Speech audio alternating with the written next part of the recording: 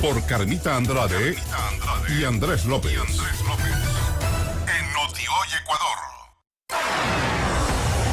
Las opiniones vertidas en este espacio son de exclusiva responsabilidad de sus protagonistas. 7 de la mañana con 11 minutos, amigos y amigas. El próximo miércoles 28 de febrero la Asamblea Nacional procederá a elegir terna por terna a los 7 vocales del Consejo de Participación Ciudadana y Control Social Transitorio. Esta fue la definición que adoptó el día de ayer el Consejo de Administración Legislativa. Entre otros aspectos que también se definieron es justamente esa, que la votación deberá ser terna por terna. Así es. Se ha solicitado además que se acompañe la carpeta de cada uno de los participantes para conocer perfiles, y entendemos, decía el presidente de la Asamblea Nacional el día de ayer, que todos los nominados deben cumplir además con algunos requisitos de ley. Sobre algunos de ellos hay ya algunas observaciones, como que tienen recursos en paraísos fiscales, por ejemplo. De lo que se sabe. ¿Quién sabe cuántos más tendrán? Bueno, ya le escuchan ustedes al doctor Mauricio Alarcón, que es nuestro invitado. Él es el director ejecutivo de la Fundación Ciudadanía y Desarrollo, y el doctor Marcelo Espinel, que es el coordinador de proyectos de la Fundación. Justamente la Fundación el día de ayer emitió varios perfiles con información al respecto de los participantes. ¿Por qué la importancia, doctor Alarcón? Buen día, Carmen. Buen día. Buen día, Andrés, y un saludo siempre a quienes nos escuchan a través de Noti-Hoy. La ciudadanía merece saber quiénes van a integrar ese consejo transitorio que se aprobó el pasado 4 de febrero en el referendo y consulta popular. No es simplemente cuestión de que se tome un micrófono y se lean 21 nombres, sino que hay que saber qué hay detrás. No solo por un principio de responsabilidad con el país y con los ciudadanos, sino también para revisar de manera exhaustiva si cumplen tanto con los preceptos legales establecidos para este tema, como con los principios que han sido hechos públicos en más de un discurso por el mismo presidente de la República, y otros parámetros que fueron aprobados igual por la ciudadanía el pasado 4 de febrero. Entonces no se trata, insisto, únicamente de leer una lista de nombres, de decir prácticamente confíen en mí porque son intachables, sino que es necesario que en un ejercicio de ciudadanía responsable empecemos a revisar cada uno de ellos. Por supuesto, hay gente de conocida trayectoria que puede generar simpatías o antipatías en los ciudadanos, pero se los conoce, se sabe qué han hecho. Quizá en algunos casos desconocidos para las nuevas generaciones, pero la historia está ahí. Pero otros que incluso para quienes están en el medio público, en el medio político, dicen, ¿y estas personas quiénes son? Y no creo que un perfecto desconocido integre unas ternas del presidente de la República. Así es que es cuestión de escarbar un poco para ver qué se encuentra, y lo que hemos hecho desde Fundación Ciudadanía y Desarrollo es hacer las radiografías políticas de estos 21 aspirantes que integran las ternas que envió el presidente Moreno a la Asamblea Nacional, y que el próximo miércoles 28 pasarán a formar parte del Consejo de Participación Transitorio. Ahora, valdría, doctor Espinel, como información a nuestros oyentes, recordar cuáles son esos parámetros que se manejó en la consulta y cuál es el marco legal vigente también. ¿Qué requisitos debe cumplir cualquier funcionario público? Recordemos eso. Muy buenos días, Carmen, muy buenos días, Andrés, y muy buenos días a todos los radioescuchas. Muchísimas gracias por la invitación. Estamos frente a 3 escenarios. Primero, en la consulta popular, en el anexo 3, en el anexo de la pregunta 3, no se establecían cuáles eran los requisitos que debían cumplir los integrantes del Consejo Transitorio. Esto a diferencia de los requisitos que sí tienen que cumplir aquellos ciudadanos que quieran formar parte del Consejo Definitivo a través de un proceso de elección universal y directa. Y se entendería que por analogía deberían aplicarse los mismos requisitos para los integrantes del Consejo Definitivo que para esta terna presentada por Moreno. Y estos requisitos hacían referencia a no haber militado ni ser, en este caso, representante, dirigente, miembro de cualquier organización política en los últimos 5 años, tener experiencia en temas de participación ciudadana, anticorrupción y una trayectoria como un ciudadano notable. Por otro lado, la ley, ¿qué es lo que establece? La ley establece, por ejemplo, que de acuerdo a la consulta popular de febrero del año 2017, todos aquellos que aspiren por ocupar un cargo público o que actualmente cuenten con un cargo público no tengan ni bienes ni activos en paraísos fiscales. Y quien establece los países considerados o los territorios considerados como paraísos fiscales es el Servicio de Rentas Internas del Ecuador. En ese sentido, los asambleístas deberían considerar estos requisitos, pero también un aspecto discursivo. Y es el discurso del presidente de la República que mencionaba que es necesario constituir un Consejo de Participación Ciudadana independiente del poder de turno. Incluso el presidente de la República, ¿no?, al momento de presentar las ternas dijo: estoy presentando a quienes no son mis familiares, a quienes no militan actualmente en partido político alguno y a quienes no son funcionarios de gobierno. Y ahí es cuando nosotros desde la Fundación nos preguntamos, ¿están realmente cumpliendo estos requisitos?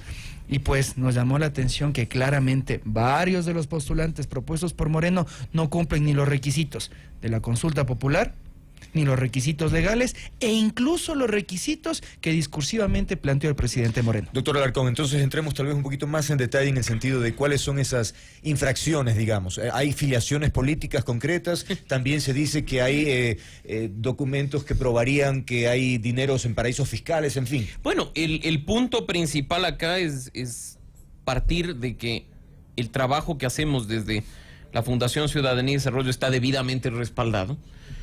Que como sabemos que en algunos espacios públicos las cosas se pueden deshacer muy fácilmente, se han tomado las previsiones del caso para confirmar y asegurar que esa información está ahí, incluso con las previsiones legales del caso.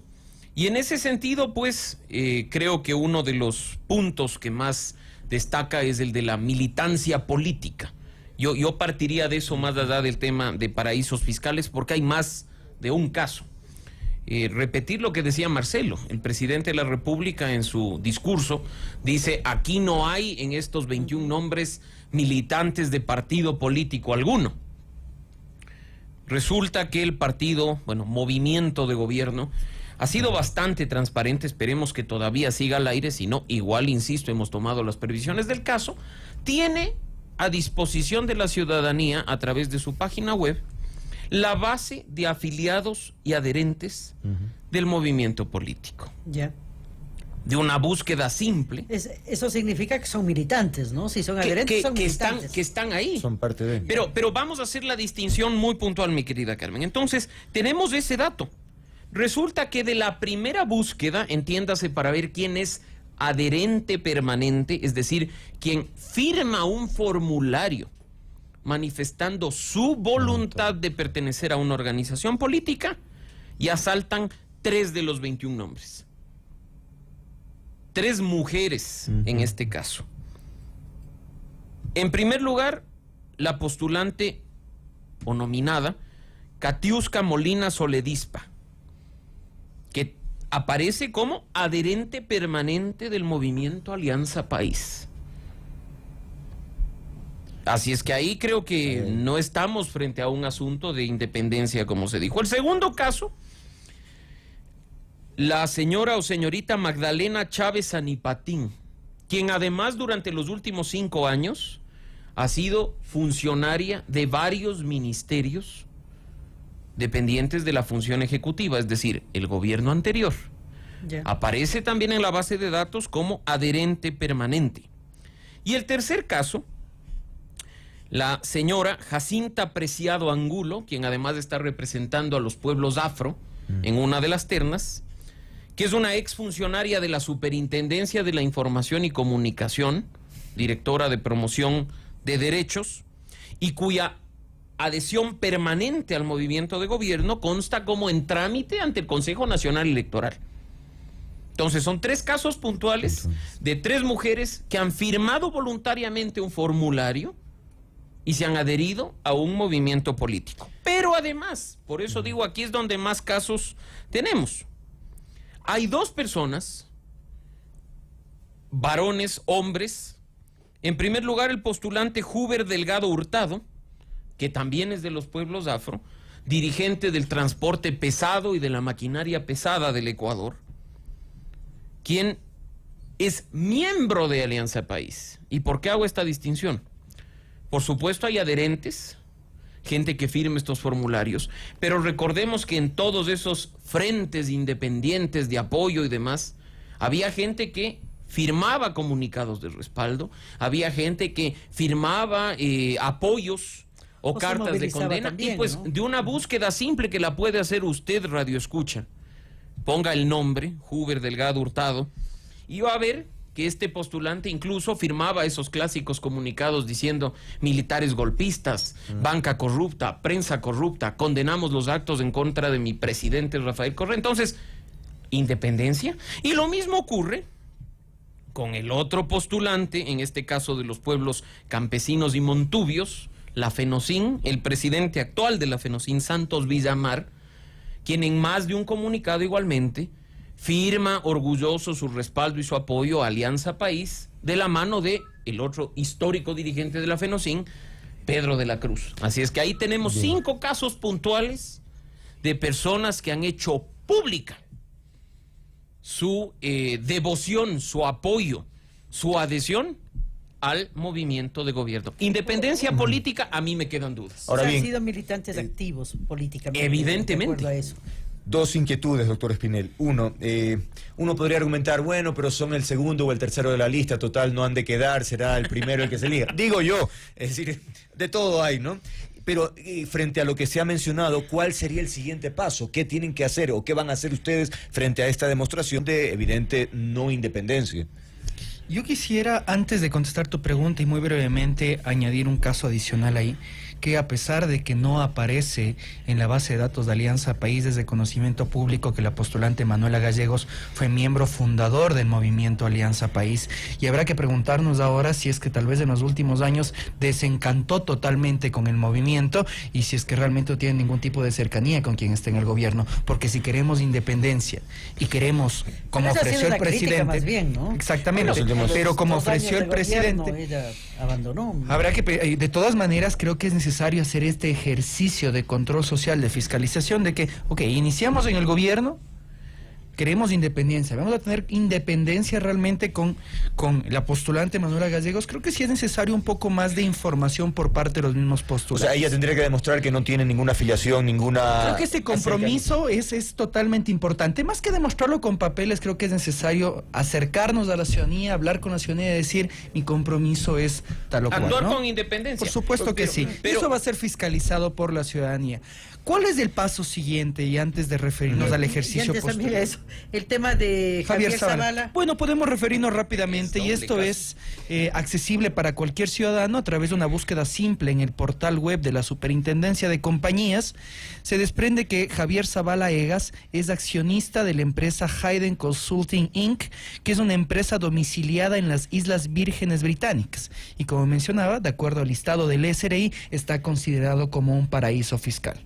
Se aprobó la ley de aplicación de la consulta popular de febrero de 2017 en la que se prohíbe que sean funcionarios públicos aquellos que tengan capitales o bienes en paraísos fiscales. Esto legalmente impediría al abogado Javier Zavala Egas de acceder al cargo de consejero transicional. ¿Quién es cabeza de terna, ¿no? Sí, y claro, perdón, Andrés, un detalle que es importante. Por supuesto, Javier Zavala Egas puede el día de mañana deshacerse de estas acciones en el paraíso fiscal. Claro. O sea, es decir, bueno, ya no tengo, cumplo con el requisito de ley, yo estoy este rato ante una mera expectativa de ser, digamos, miembro de un consejo transitorio, pero de nuevo vamos al tema de la independencia.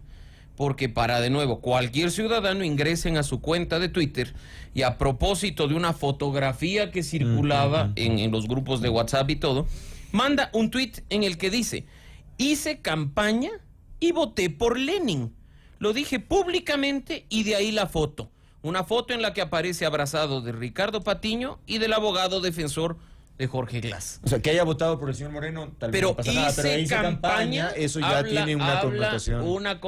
Precisamente, Claro, esa es la connotación de la independencia. Entonces, ¿hay un impedimento legal, hay un incumplimiento legal? Sí, el tema que mencionaba Marcelo respecto de paraísos fiscales. Pero esto genera nuevamente dudas respecto de la independencia. Y ojo, los casos anteriores pueden ser el segundo o tercero de la terna, el señor Zavala Egas, quien además fue miembro del Frente Nacional de Transparencia, creado por el presidente Moreno, resulta que pregona de manera orgullosa que hizo campaña por Lenín Moreno. Ahora, terminemos con el Volviendo al tema procedimental, sí. que creo que es ¿Cuál necesario que sería la el siguiente ciudadanía paso, la no? comprenda.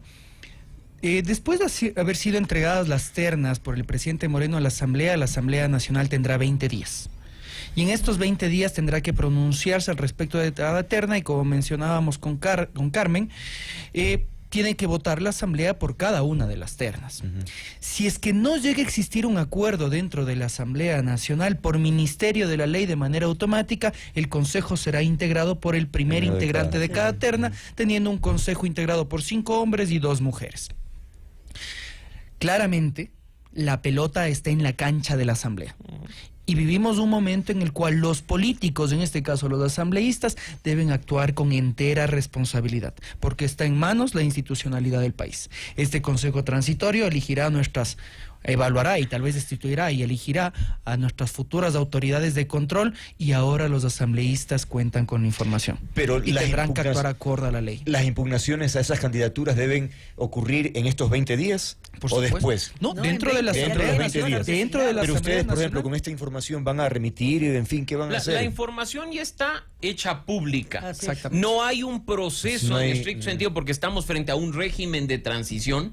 No hay un proceso en el cual se nos faculte a los ciudadanos actuar para impugnar las ternas o para presentar información relevante. Pero está en manos de los asambleístas. Y de todas maneras, dentro de las actividades que nosotros realizamos en la Fundación, como ustedes también saben, uno de los proyectos de la Fundación es el Observatorio Legislativo, y hemos acercado esta información a los asambleístas.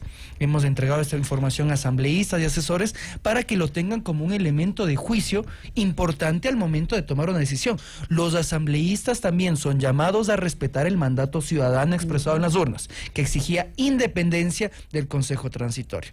Así que en este momento, pues la pelota está en la cancha de la Asamblea, y si es que la Asamblea llega a rechazar las ternas, pues el presidente Moreno deberá enviar unas nuevas ternas que cumplan con los requisitos legales y también que sean acorde a la voluntad ciudadana. Ahora, esto del rechazo, doctor Alarcón, si rechaza la Asamblea,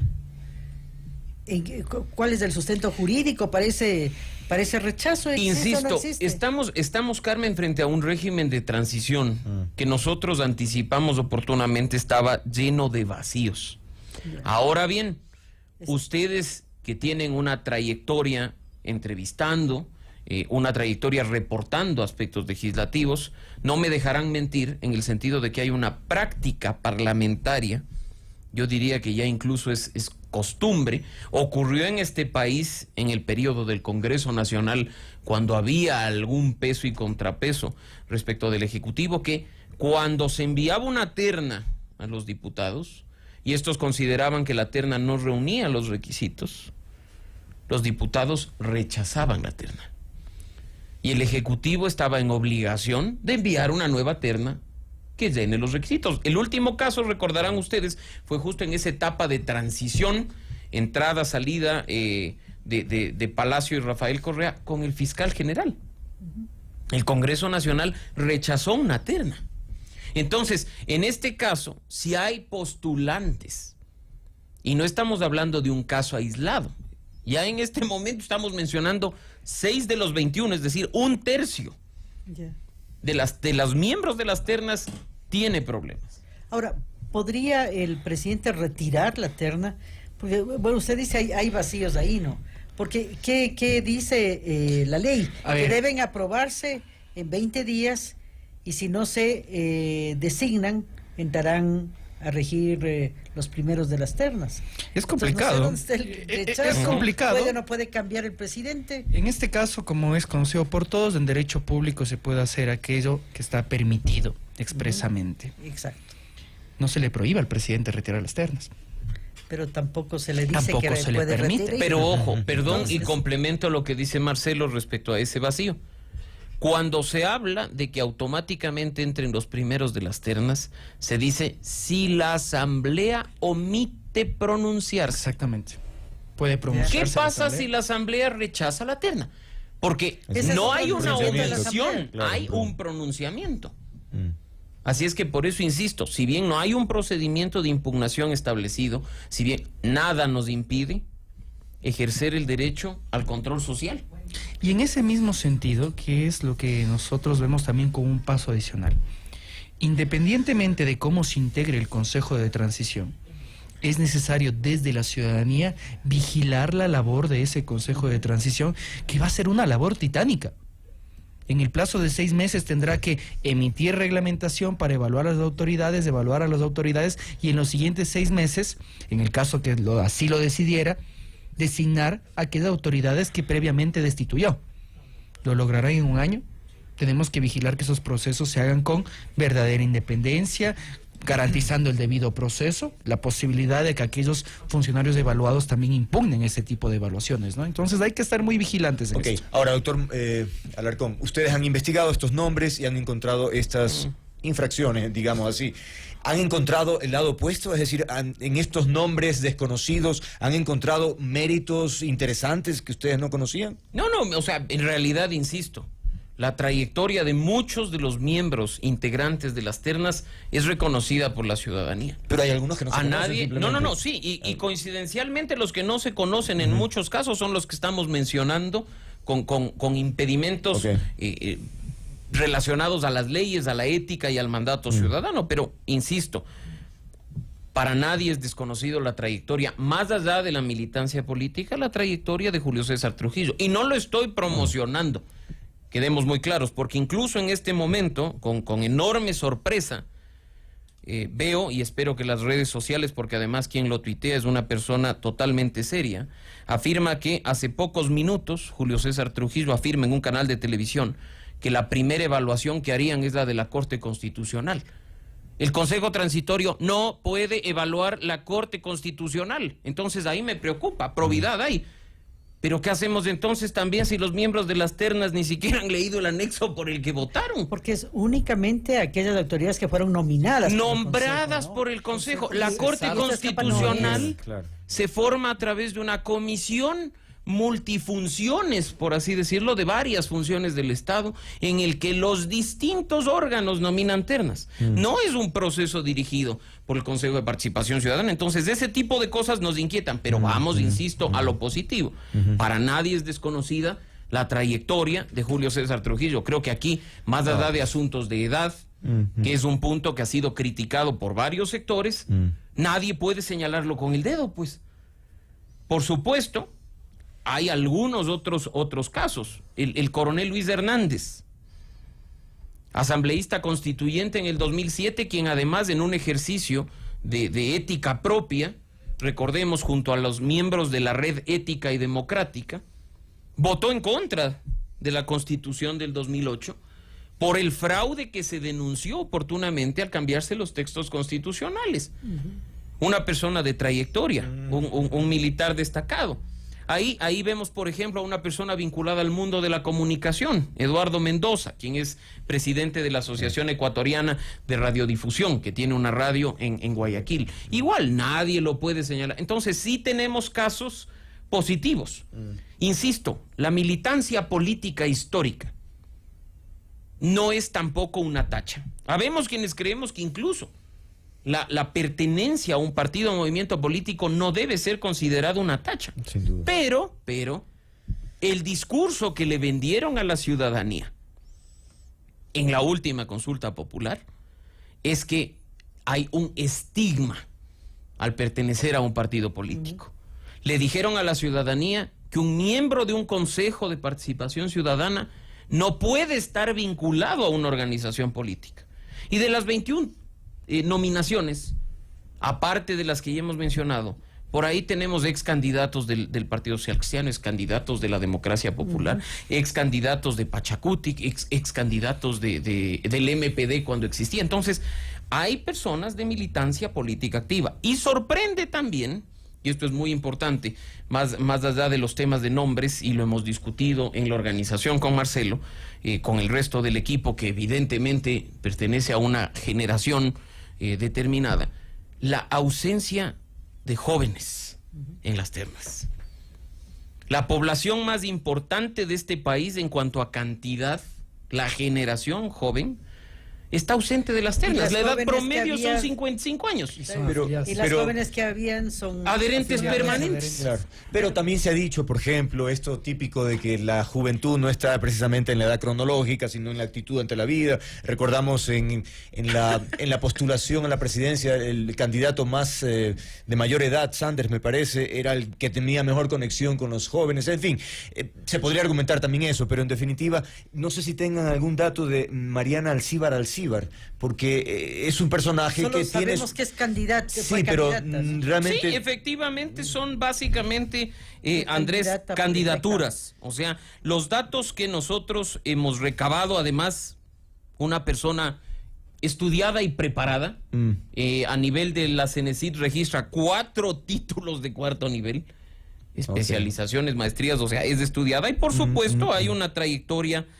política previa, que es la que Andrés acertadamente mencionaba, respecto a haber sido en 2 ocasiones candidata, en el año 2004, candidata a la alcaldía de Portoviejo por la Democracia Popular, es el caso que mencionaba previamente, y en el 2006, es decir, 2 años más tarde, fue candidata a diputada suplente del dirigente histórico del Partido Social Cristiano en Manabí, Simón Bustamante.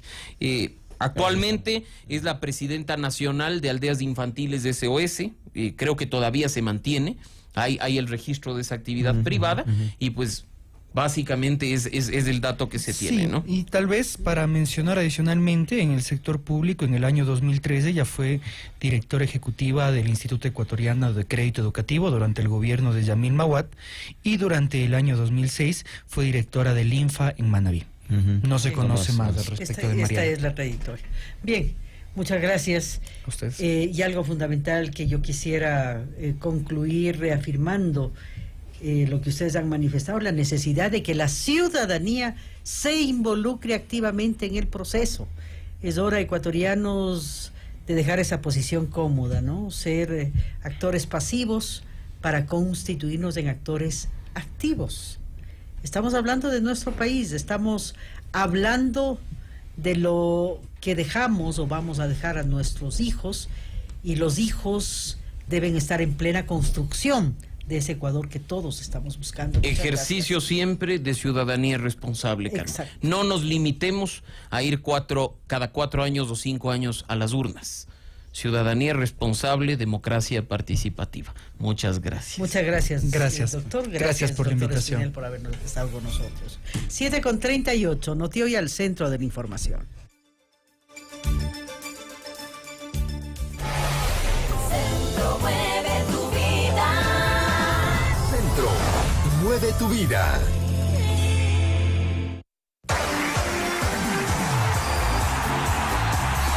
Últimas noticias del deporte con Edgar Adolfo